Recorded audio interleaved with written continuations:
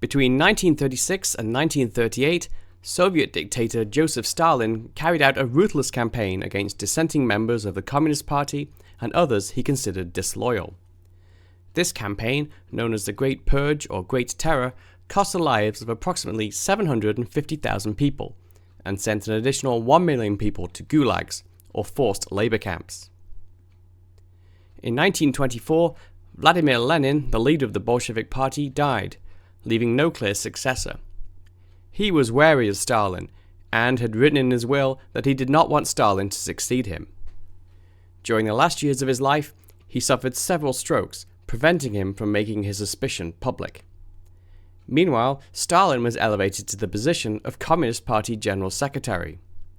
Along with Grigory Zinoviev and Lev Kamenev, he formed the Troika, or Triumvirate, to ensure that Leon Trotsky, Lenin's presumed successor, did not succeed him. As the General Secretary, Stalin was responsible for arranging the funeral. Trotsky, however, missed the funeral as Stalin intentionally gave him the wrong date, making him appear disloyal. Stalin gave the eulogy and began altering old photographs to make him appear alongside Lenin. By the end of the decade, several other members of the ruling Politburo had joined with the Troika to oppose Trotsky, and he was exiled in 1929. By the early 1930s, however, party officials began losing faith in Stalin's leadership, following the failure of the first 5-year plan and the resulting famine that killed up to 7 million people. By 1934, several of Stalin's rivals, including the exiled Trotsky, began to call for the dictator's removal. The assassination of popular high-ranking official Sergei Kirov led to an investigation that uncovered a network of party officials seemingly plotting against Stalin. After Kirov's death, Stalin launched his Great Purge, claiming that he had uncovered a conspiracy of anti-Stalinist communists. The purges were carried out by the notorious secret police, the NKVD. Nobody in power was safe. Members of the Central Party leadership, Bolshevik revolutionaries, government officials, and regional party bosses were rounded up and arrested. The armed forces were heavily purged.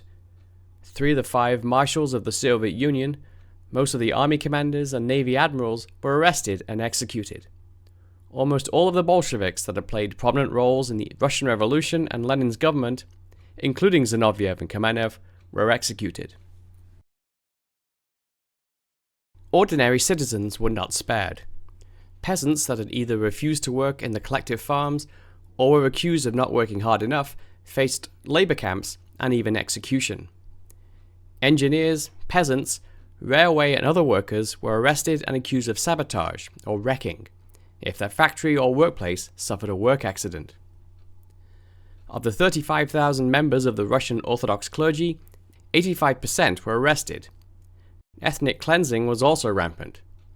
Despite being less than 1% of the Soviet population, ethnic Poles accounted for 12% of the people killed during the Great Purge.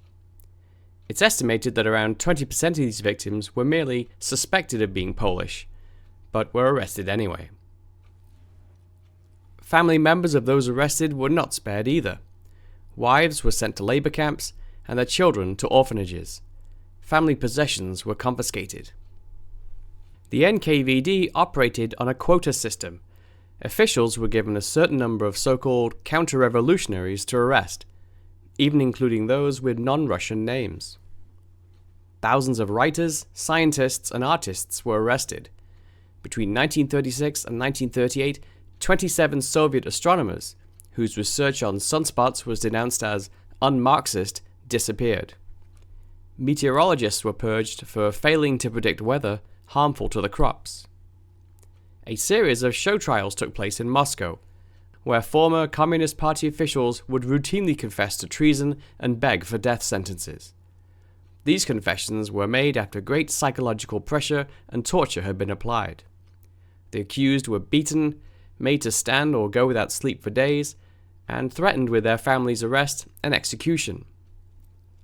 Zinoviev and Kamenev, as a condition for their confession, demanded a guarantee that not only would their lives be spared, but also their families. Stalin assured them that they would not be sentenced to death. However, After the trial, he broke his promise. They were executed, and most of their relatives arrested and shot. Despite calling an end to the Great Purge, Stalin knew he was not safe until the ever-present threat of Leon Trotsky was around. Now living in Mexico, after having lived and been deported from Turkey, France, and Norway, Trotsky survived one assassination attempt by NKVD agents on June 8, 1940. Trotsky was, however, not so fortunate on August 20th, 1940. He was assassinated with an ice pick in his study by an NKVD secret agent.